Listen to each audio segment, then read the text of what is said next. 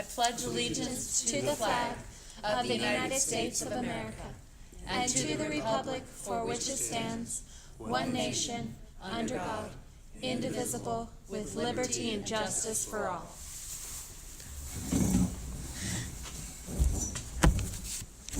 Before we go on, I would just like to ask any of the board members if you have, if you'd like to propose a motion regarding superintendent goals that we discussed in executive session.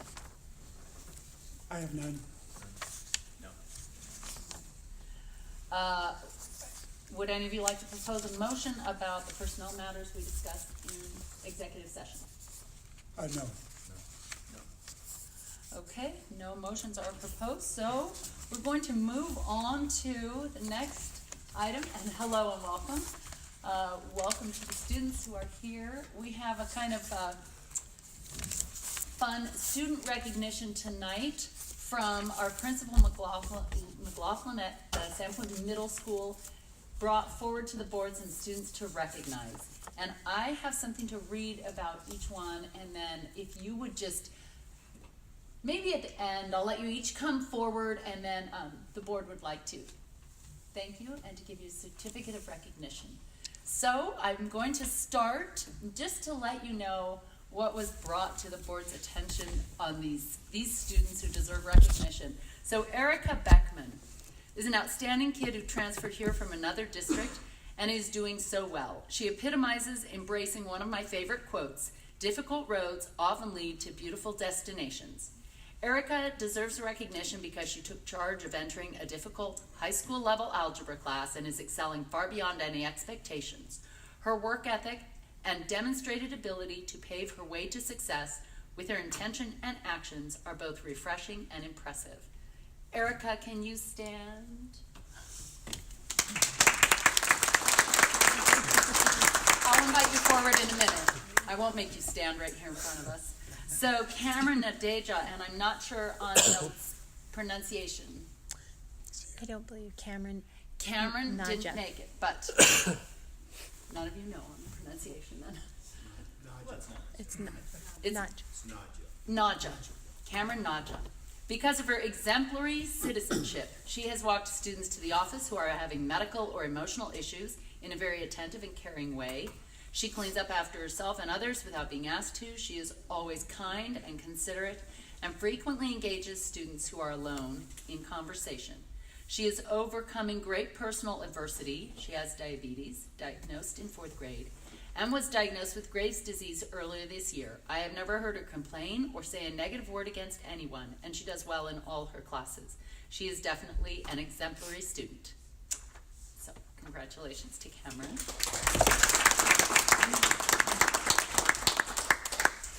And Elizabeth Couch is an excellent student with a positive and helpful attitude. She is more than willing to assist students in need, as well as work diligently in team and independent settings.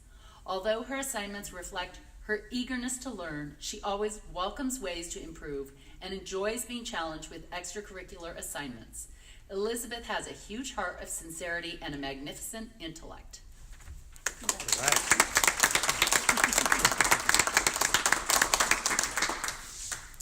And Charles England. Charles is an all-around great student and leader at SMS. He is thoughtful and conscientious about his schoolwork and how his actions contribute to the world around him. He is well-liked by peers and kind to everyone. On more than one occasion, I have witnessed him step up to the plate and take initiative to do the right thing, even if it is difficult or not the popular choice. Charles.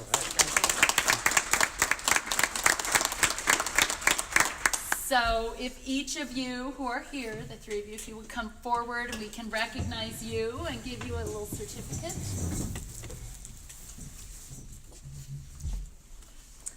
Elizabeth, thank you so much. Congratulations. Erica, thank you. Congratulations. Thank you. Charles, thank you. Congratulations. If any of you three have a burning desire to speak to the board, you may. It's your option. Now's the time for a speech. Thank you all. Thank you. Really, that's terrific, terrific accolades from your principal and the staff at the middle school, so, thank you. And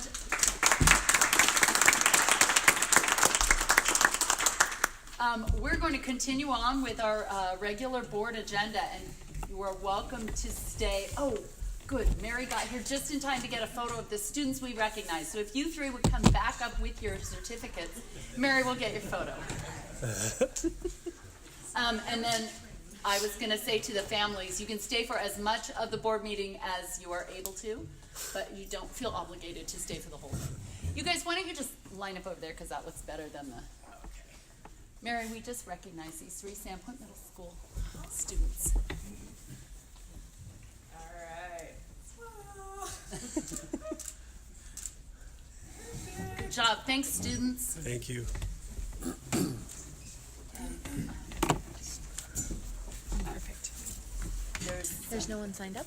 There's no one signed up for public comment, so I'm going to hear a motion for consent agenda. Thank you, guys. Thank you for coming. I move that we accept the consent agenda as published.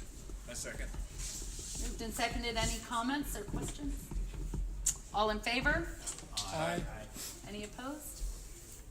Well, obviously, none opposed. We're going to move on to the Lake Pond Rise School District 1819 and 1920 school calendars, which have been presented to you. Sean, this is a little advanced because don't we see them again? Yeah, this is all the big vacations and holidays and things that parents really ask us about, and grad dates and those kinds of things. There may be some minor tweaks. There will be some minor tweaks, but nothing in the realm of the holidays, etc. And we'll still be looking at these in July when we approve it for the upcoming year, or no? This will be the, Only if we have changes. Right? Okay. Yeah. okay. Do you have any comments or questions on the schedules? No, it looked rather routine. Was there anything here we should be noted that's unusual? Well, nothing. No, they're pretty standard. The only thing would be on 2018, 2019. We've had a couple of years now where we've had what might be considered an odd, a late winter holiday break. Right, And it's shifting back a little bit. That will be a little less day by day. less controversial, the 21st. But there's a little interest by some of our association members to have another dialogue about that. So there's some potential conversation that will take place around that one.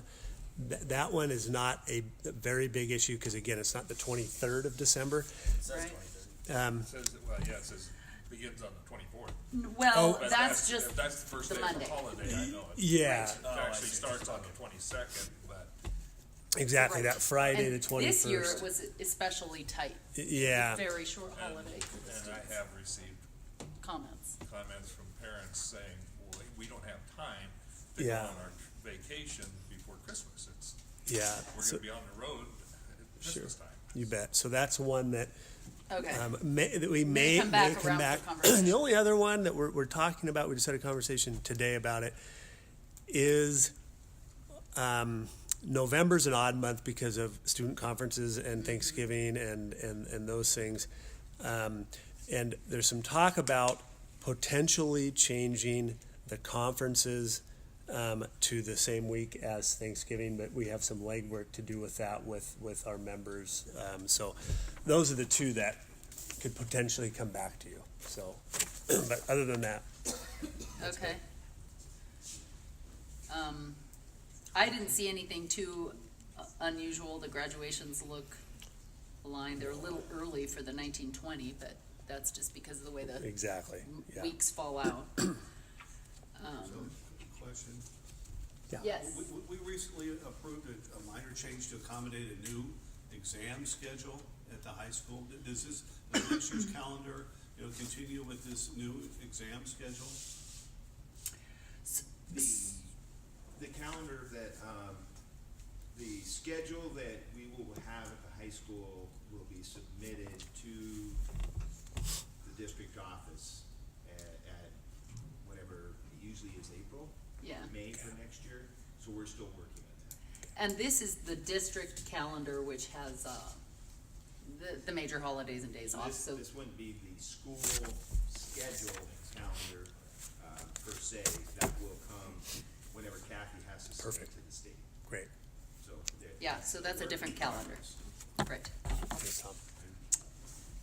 So, we need a motion to approve the calendars.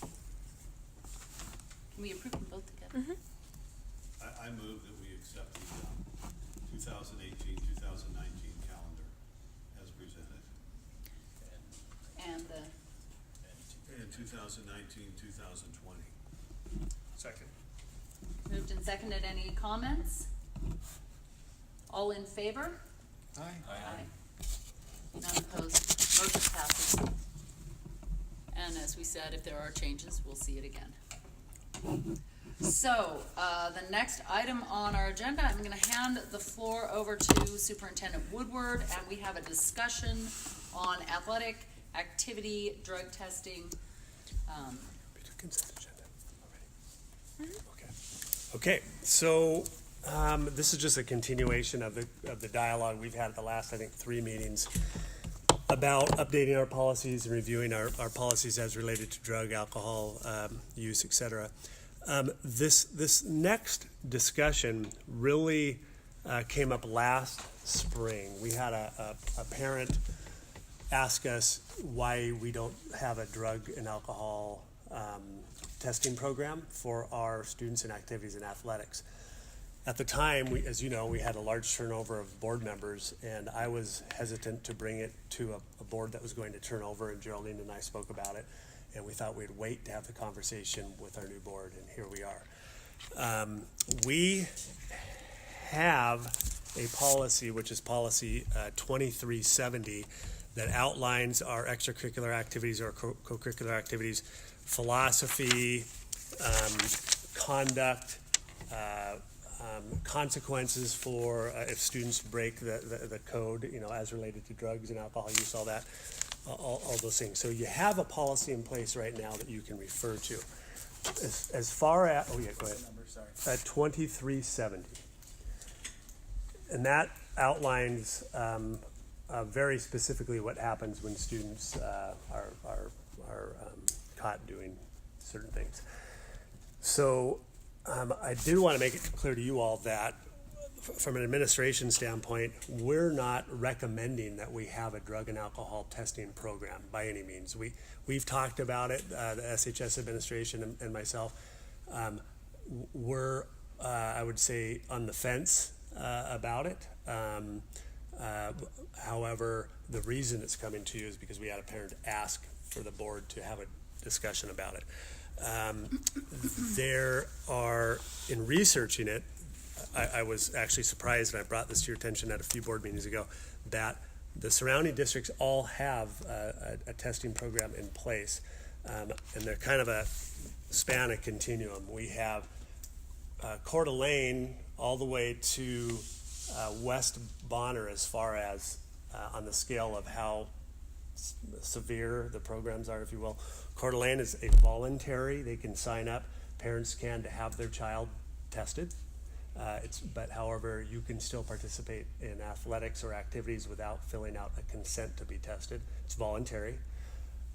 West Bonner is the most strict, and I just don't know how they do this, to be honest with you, but they, according to policy, I don't know what their practice is, policy states that prior to every athletic season, they have to have proof that they've been drug tested and that they will have documentation, and the parents have to foot the bill for it.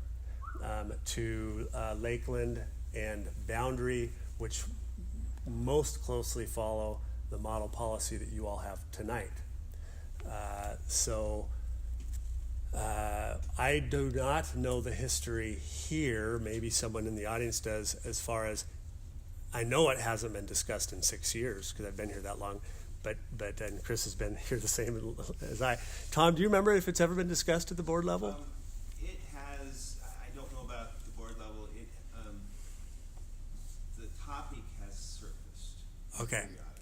Okay, But as far as I know, there never has been any board policy nor procedures as far as any drug testing in our school district. Okay. As far as extracurricular activities. okay. Okay. So that pretty much frames it. That's where we're at. And what we were hoping to have some direction on was, is there an interest of the board for us to look into anything further to provide direction to us? Or if there's not, we can just put it aside. So I will open it up for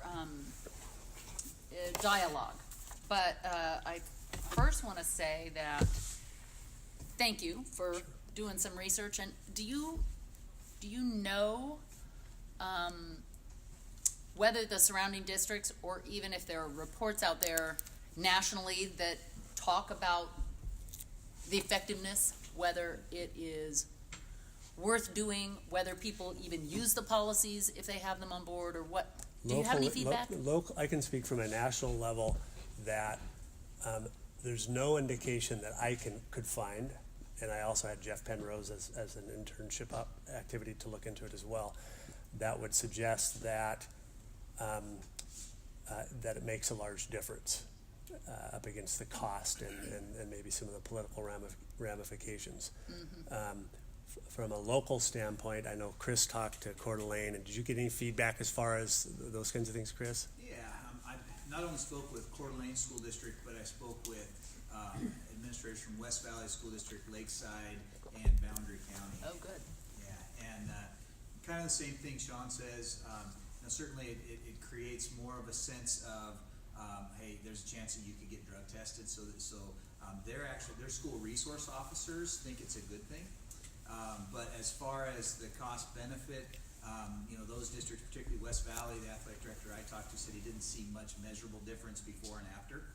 But he was in favor of keeping the program that they had. Can I much measurable difference before and after meeting? He said the same amount of Substance kids abuse. coming in Oh. with violations, Okay. partying, Right. Facebook, that kind of stuff, Yeah. as he did before and after the program being in place. Okay. So that's another question I have, and either any of the administrators or Sean may have a feel.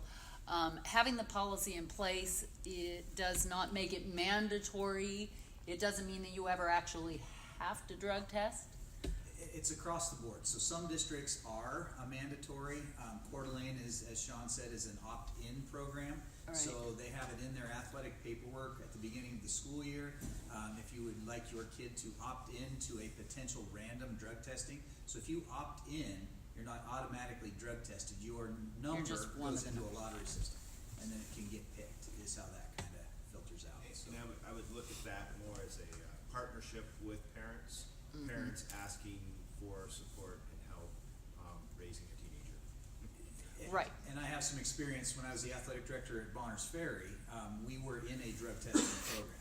And so every student athlete who was in an activity program, and not just athletics but activities, was assigned a number. And then that number went to an outside vendor, and then they did kind of a lottery system to pick, and they did it 3 times a year. So there, Oh. it was everybody involved in activities had to be in the program. So there's kind of a continuum of what districts have chose to do all across the region. Yeah. Well, I went on the record today and sent a email to all the board members, and I'd like to read that into the record.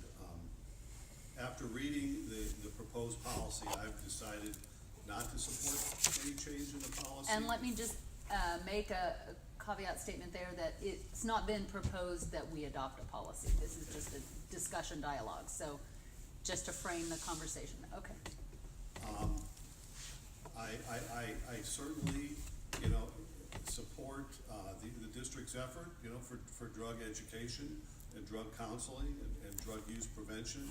But I do not support the testing program, for the following reasons. Number one, no evidence has been presented to the board here that it's necessary. No evidence has been presented to the board that we have a significant drug use problem, amongst our students or amongst our extracurricular activity participants.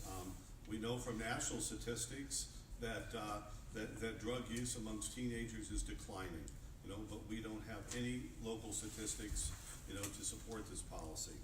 Number two, I believe it would be ineffective.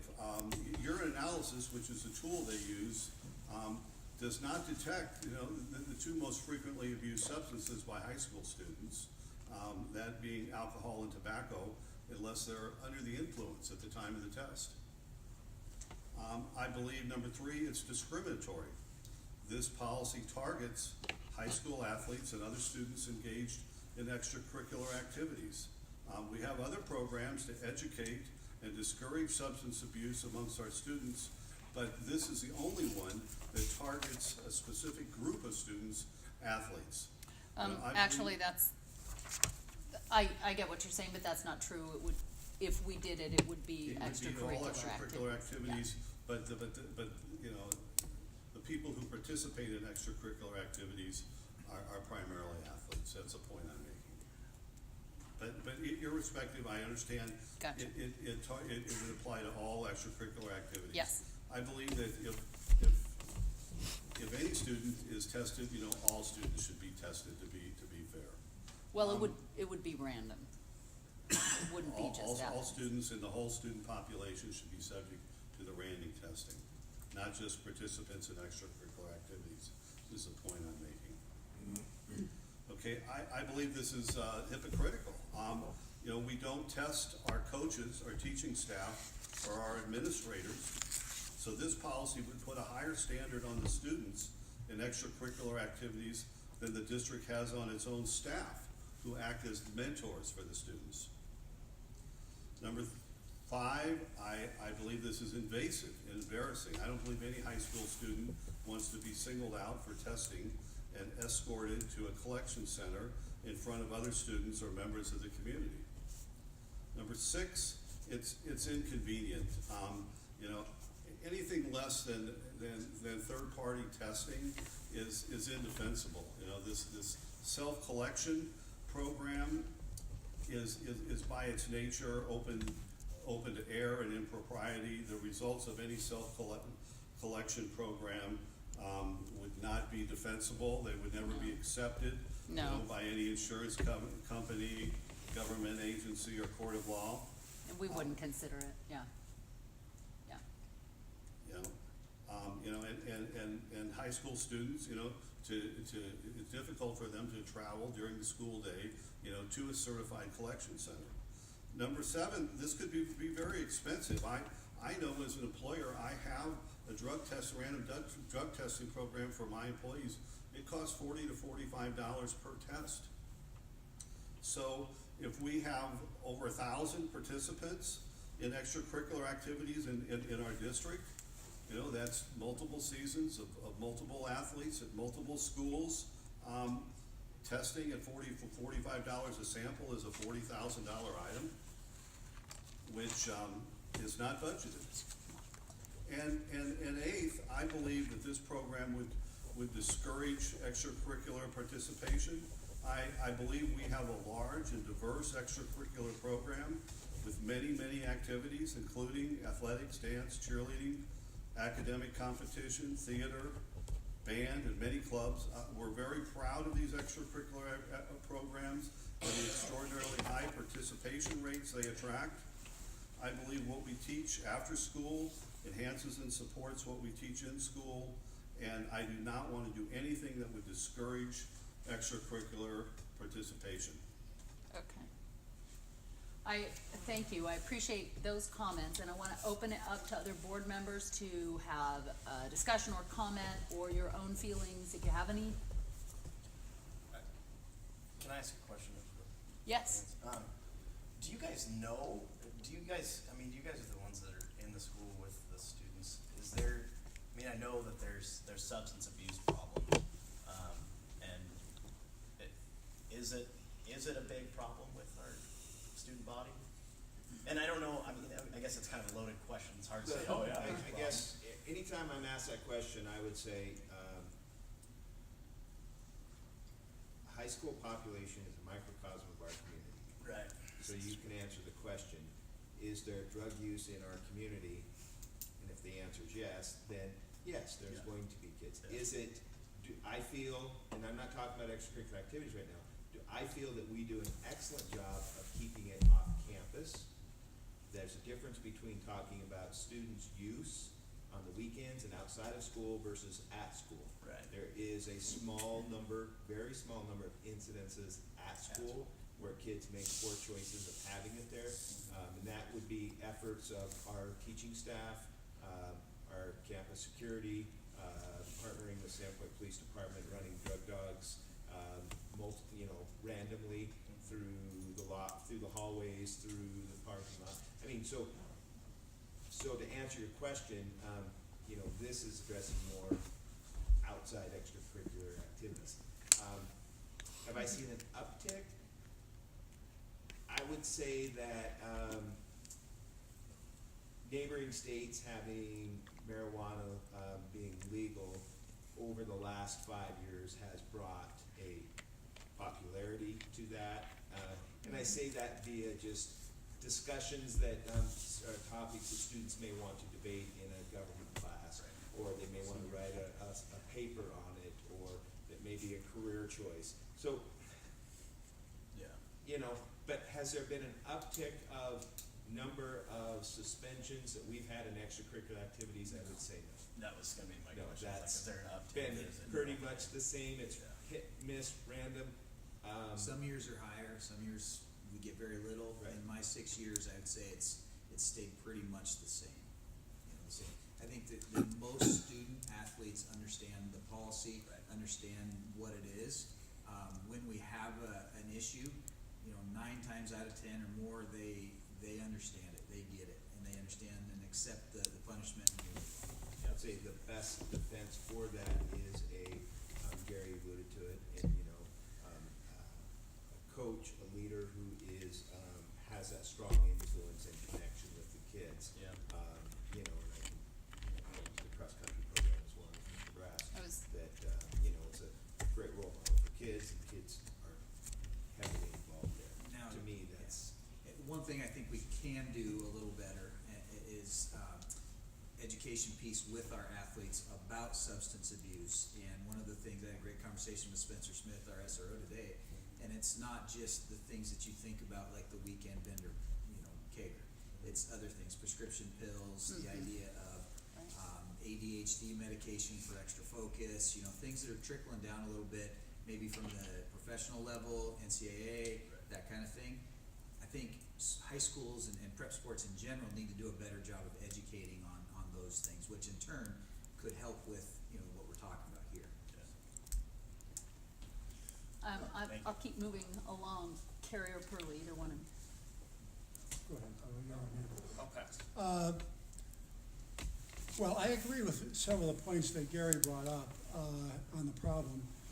It seems to me our regular drug policy that we have, 23, 7 years, for everybody, would really capture a lot of, drug use in school for behavior or for other reasons, but it seems to me testing for just athletics and extracurricular activities, the only positive I could see, it may be a deterrent. I think that might be one aspect that might be worth it, but whether that in itself is enough for a program that would be somewhat invasive and costly, and the other things that were brought up. I have that very question, since Matt is the coach in the room and we have an athletic director in the room. Do you think that this kind of program acts as an extra deterrent? I shouldn't say program, policy, even if it's not enforced, just having it on the records, is it a deterrent, or do you see any pros or cons, or? No, I don't see it as a deterrent, honestly. Okay. We don't have a lot of, over the years, I think, had to deal with it one time. Somebody had it, out at a party during season that we've caught and dealt with. I guess guess it's really how the policy is implemented, whether it's a true deterrent or not. If it's something that's just randomly done once in a while, it's the same thing as a random picture showing up once in a while that gets a kid caught. So yeah, I don't think it would serve as maybe the deterrent that people think it would. Okay, I guess the way I would look at it is if the board was to decide to have a drug testing policy, I think it would need, and this is speaking from experience at the junior college level where there was drug testing, you would need to do it, and the kids would need to know that there is a potential maybe 3 times in a year that could happen. Just simply having a policy, you may be drug tested, I don't think is gonna be much of a deterrent. It would need to be something that is done. But, talking with other school districts, again, their level of discipline that they're dealing with on drugs and athletic code violations has stayed essentially the same, drug testing policy or not drug testing policy. So yeah, right. it could be a deterrent if you were testing for sure, but it doesn't seem to be a huge difference in the other districts. It was brought up by, Tom, and I can't remember, The athletic directors I spoke to were in favor of keeping it because it's a great conversation piece of here at the beginning of each season, you could be randomly drug tested this season. They like to be able to say that, not necessarily to the kids, but to the parents. well, and you made a reference, and this is, with that voluntary program, it gives the parent an, You can partner with them. right, it gives the parent, I don't know how effective that is or how often a parent takes advantage of that, and, we don't know, we've never had that, that's only, I spoke with an athletic director who's been at the same school for 18 years at Lake City High School, and he told me he's had one parent in 18 years ask for a drug test. Doesn't mean that we wouldn't have more or not, but he said he's had one in 18 years. Actually ask for a test. He said, my student opted in, and I'm asking if he could be drug tested. And they said, okay. yeah. And I think the other piece real quick is a lot of families, in the time I've been here, when they've called and asked about it, and I've referred them to this policy, our policy actually has meat in it already as far as missing games, missing an entire season. And when these guys find out about it, hear about it, and the coaches hear about it, it is dealt with. I think what happens is people hear things. I heard this kid was at a party and this kid was drinking, and yeah, maybe the kid was, and maybe the kid played in the basketball game 2 nights later. But I can guarantee you, it wasn't brought to the attention of the people enforcing the code. So we've got that going on as well, and that's why I think we get beat up a little bit with are we holding our student athletes accountable for that kind of behavior. I think that having that policy in place that everybody knows about, and inevitably, somebody's gonna get in trouble. And that is, the worst thing that you can do as a participant is go to your coach and your team and say, I screwed up. I'm not playing for I'm not going to districts, guys. I'm not going to, that in itself is a pretty huge deterrent for young men and women, I think. Yeah. In my experience. And if I could add, I would say that,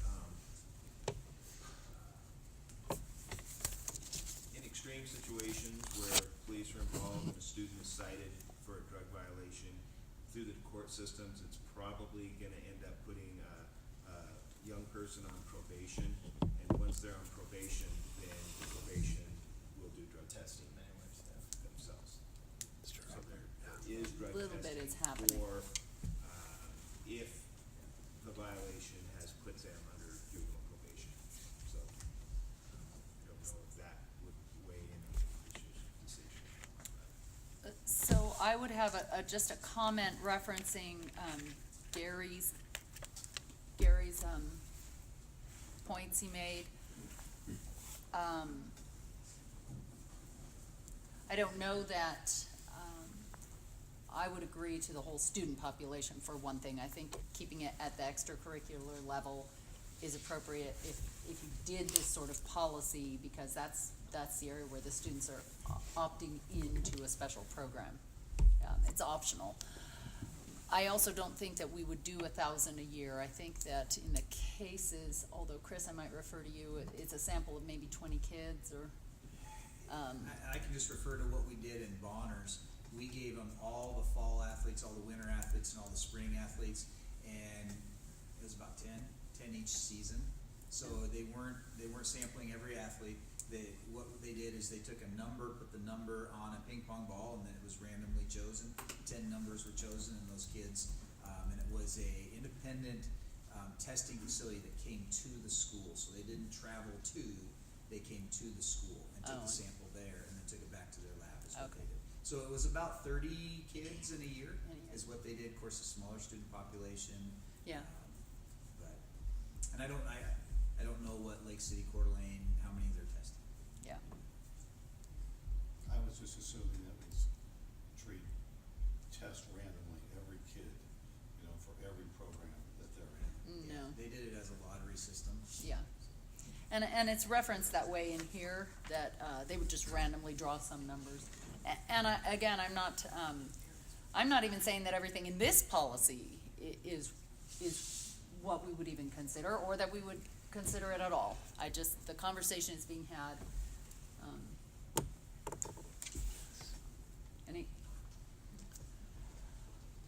We aren't considering adopting any policy or presenting any policy tonight. I do want to come to just a feeling on this board, giving our superintendent some direction to, yes, come back with more information, or yeah, we're not interested at this time, or yes, we are interested. Just trying to get a temperature reading off of you guys. Getting blank looks. I'm not interested in pursuing it further. No, I'm not either. I I'm not think we have the interested. tools at hand to handle the problems that we can do with the policy we have already, that we wouldn't get any more with going to drug testing for the amount of effort and everything that would be worth it. So I don't really see moving forward. I mean, that's kind of my take. I'm getting a no, no, no. Pearlie? I'm leaning no also. Mhm. Of course, representing the zone that I represent, we have issues in elementary schools. This isn't gonna help there at all.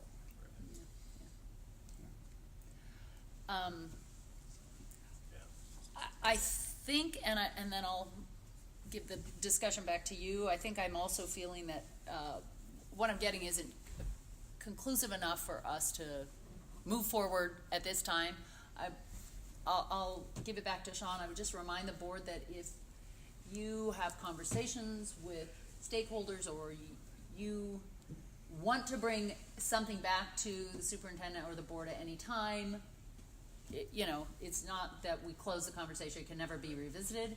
At this time, if we don't feel a need to go forward with the discussion or the exploration, that's fine. We can absolutely put it to bed, and anytime it needs to be brought back up, it can be. But what are your thoughts?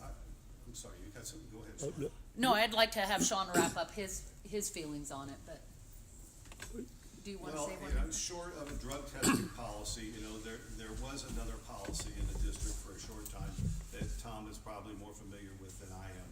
And that is, we had a dance coach named Cindy Smith, who had a very strict program. I never read it, but I heard about it, for her dance team members. And it was an honor system. Students signed a pledge not to use drugs or alcohol during the season. Okay, and it was an honor system, and that if a student used drugs or alcohol, they had to report it. If they were at a function where there were drugs or alcohol present, even if they weren't using them, they had to report it. If one student, knew about another student's use and didn't report it, they would be considered as guilty as the one who abused the alcohol. I And do there was believe only a one lot of punishment. the coaches We have an programs agreement that have in place with their, elevated contracts inside their program. yeah, most Yeah. Cindy's was here. here. But what, I don't know if appropriate to have this discussion, but what we don't, what we have to be careful of is that the individual program does not supersede this board policy. Right. So it has to be within the board policy that we have, and that's the one thing that we have to watch carefully with working with that coach. We understand the great thing they're trying to do, but it cannot supersede it. Right. Operating off of differently than what the school board policy. So when a coach comes to me and says, I'd like to have a little bit, whether it's an academic requirement or something else, the first thing we do is hand them the board policy and say, everything needs to be within this board policy. Yeah. And then they can build some additional, meat, if you will, to help monitor some things for sure. But it's all based around what board policy is. I would like to finish the discussion with Sean's feelings and input. Well, no, this is perfect. You gave us exactly what we need moving forward. So when people ask us, hey, has the board considered this? Have you all considered this? I can say, yeah, the board has seriously considered this and looked at other neighboring districts and fall back on the policy that we currently have, that we think is working well. The other piece I'd like to say is there's probably more things going on here at K-12 than ever before when it comes to increasing protective factors for kids around risky behaviors and things. Beginning with our social emotional curriculum at the elementary level all the way up to sources of strength that we have at Sandpoint High School. And so a lot of time, energy, and effort are being put into those things. And quite frankly, taking on something like this might not seem very difficult on paper, but it would take a lot of work from a lot of people that we'd rather honestly spend our time in other arenas unless it was the will of the board to establish a policy like this. So no, I feel like you gave us great direction. Okay. Thanks. Well, at this time, we'll close the discussion on that. And again, I just remind you, if you have a need to look into it further, there's no reason we can't. But at this time, we'll move on, and I'm going to give it back to you. We are doing the second reading of policy 3370, searches and seizures. Okay, so this one was interesting. You all had some questions about the legality of searching vehicles on school property. First, I'll go to the easy part. The or administrative designee, you had no problems with that. Right. So going back up to, there's a few questions about, building principals may require each high school student in return for the privilege of parking on school property to consent in writing to school searches of his or her vehicle, so on and so forth. Your question is, that sounds, may, shouldn't we be requiring that to happen? And what about the guardians, as the vehicles may belong to the guardians? And sure enough, in asking our legal counsel,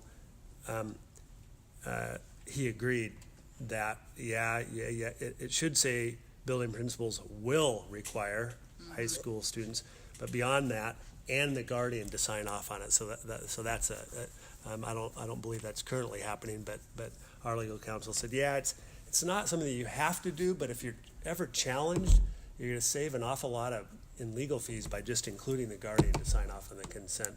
And his strong opinion was to include guardians as well. Okay. So that's I did not have any problem with those few changes that are there. Does anyone else have any questions? So I'll entertain a motion to approve the policy as corrected. Okay, I move that we approve 3370, searches and seizures, as presented tonight. My second. Moved and seconded. Any comments? All in favor? Aye. None opposed. Motion passes. Thank you. And then we have 7 first reading of policies from Yes. Kelly Fisher. So I'm just continuing on under the board section of our board policy. So I'm in the 1200 series. If you like, we could just go through each policy as in your packet. So the first one is actually a new policy. It's policy 1200, and it's annual organization of meetings. We already practice all of this. It's just now in policy based off Idaho code. Do you have any questions about that policy? No, Okay. that's a quick one. Okay. Pretty much what we're doing by statute. Right. The next one is policy 1130, current policy. I'm asking for a number change to just align with Idaho ISBA's model policy. It's called committees currently. That name will remain. But as you can see, we've included advisory committees. And we've included meet and confer, which, if you can remember in the past, that's current board policy 604.9. Lots of classified staff had issues with removing this. You can see some edits in that. I have met with multiple stakeholders and current employees, classified employees, to help revise that. So that's fully included in this committee's policy now. It does reference the previous policy as 604.9. Right. Do you guys have any questions with this presented policy? Are there any questions on those added advisory committees and meet and confer sections? Okay. It's straightforward and as you say, it seems to be what we're already practicing. Moving on is current policy 1200. It's duties of the board. I would like to move that to state school board powers and duties and change that to align with ISBA model policy to 1205. I have aligned with Idaho Code and the model policy for this. So there are a lot of all new. redactions. There's a lot of new. I actually just added all of the new and struck all of the old, although some do overlap. I figure that would be easier to see with your eye and read it. If there's questions under the powers and duties on page 2 that they don't exist anymore, I have, and I will be presenting a new policy. It's going to fall under the 1300 section. It's going to be called management rights. That aligns with Idaho codes, and that's where a lot of the adoption of the school calendar that's required by code will fall. That will be in first reading at the next meeting. So if you have a lot of questions about those, that's where a lot of those are going to land. One of my questions about the renumbering is, do we have a time issue with getting a new policy 1200? So first we would have to revise policy 1200 to become 1205 and then adopt new policy 1200 so we don't have them. Correct. Okay. And that's why there's the first and second reading, so all 12, that's why I'm doing all that entire section at once. Okay.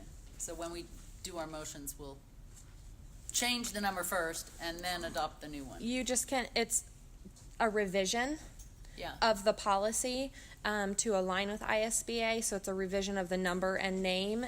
So I could separate those out if you prefer to just the revisions, the revision and number change, the revision number and name change on the agenda if you would like, or just straight No, revision. we'll do the revisions and then we'll do the new policy adoption. Okay. Because that's separate. A revision. Correct. The numbers, like the Like- numbers being revised also, so that would just fall under revision. Yes. Okay. Next one. The next policy is current policy number 1210. It's actually titled Terms and Duties of Board Officers. They've included, ISBA has included qualifications, so that's an addition to the current name. Nothing has changed except an addition to the chairman's duties, I should say, and qualifications. And then I was gonna ask you about number 8. Make all board committee appointments. if you're on any committees, you're required to make all those appointments. As the chair, Yeah. appointing him to a, Correct. gotcha, to a special committee, Yes. advisory committee. Yes. Carrie, sorry, you can't reach that I gotcha. Okay. That's, I wondered what appointments you were talking about, but to advisory committees or Yes. special committees, thank you. Yes. Any questions on that presented policy? Okay. The next policy is current policy 1230. I'd like to align with policy number 1220, and just title it clerk. The only revisions actually to this policy are to update Idaho code that's now changed, and to actually add a code that it directly references Yeah, in the current policy, and also add the statement "and superintendent" at the very top. Yeah, she said she wouldn't follow any direction unless I was in here. she had, yeah, why have you been obeying him all this time? Okay. That one hardly had any changes. Moving on, the next policy is treasurer, and it's again a number change to align with ISBA model policy. I've added the word in the second paragraph, elected or appointed. As you know, there are some board members who are appointed. And I've also aligned it with the current Idaho law chapters and titles, as you can see, and then also added Idaho Code Assistant Treasurer to that policy, Okay. which we had current reference to Assistant Treasurer, but now there's current Idaho Code. So moving on, if there's no other questions, next policy is duties of individual trustees. It's current policy 1240, and that number's not going to change. A couple grammatical changes. An addition, as you can see in the third paragraph down, adding the superintendent in that section. There's a cross-reference to our current policy that we adopted of vacancies. And then again, aligning the proper Idaho code with our policy. No questions on those. And I've included our New under these. I've included the very last page in my packet for your help, just to reference, because we will be needing to delete current policy 604.9 under board Right. policy meet and confer, which is now or will be Part of. included. But that requires a first and second reading as well, so that's included. And that's all my prepared packet.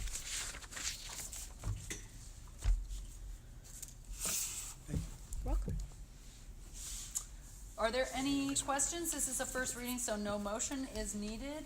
But do you have any questions of Kelly at this time? As you know, at the first reading is the time to address any concerns or questions or changes. So straightforward. Thank you. So we already lost Principal Kemick. Does anybody else have any announcements? Mr. Albertson?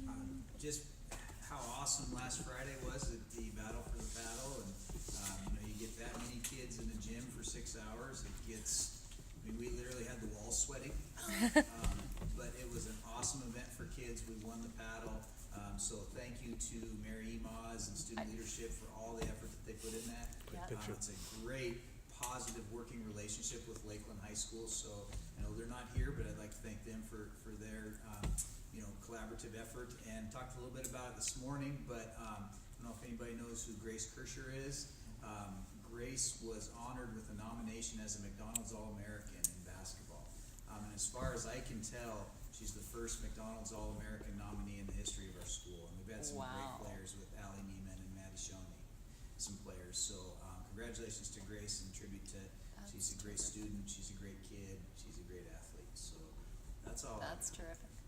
And good coverage on the front page also. Yeah. That was nice to see with Mary. This one is loud, louder than this madness, I thought. Did you set a record, for the 116 on the decimal meter, is that an all-time record? It was loud. So, I get accused of cheating on that, that was the real deal. This is a That's danger why we zone. took the, school resource officers out there to make sure. That's right, to read it. Mr. Finally got the Christmas concert in for the choir. Saw that. So, got that in the Good. books on January 17th, so anyway, it was a while.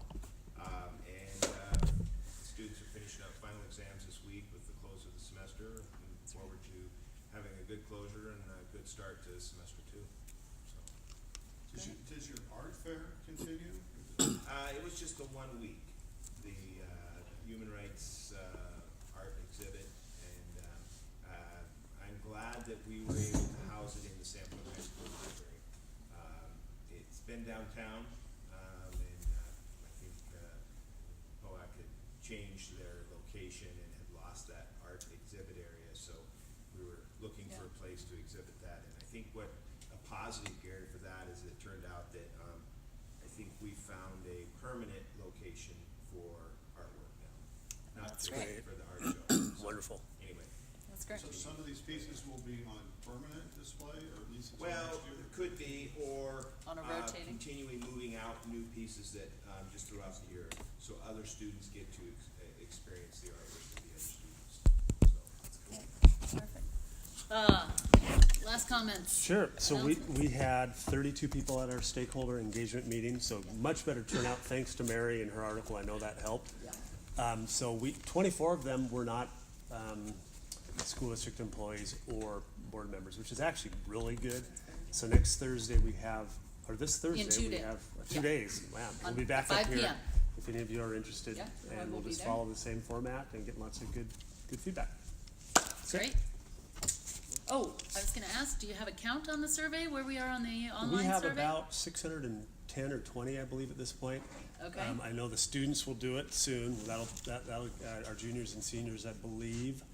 And Yeah. then what we haven't done, but by Friday, we'll push it out via our school messenger system to all of our families. That'll, I Encourage think we'll the double it. Yeah, And good. last time we did it, we had about 900, so we'll have a lot more. Good, Yeah. okay. Well, unless there's any last comments?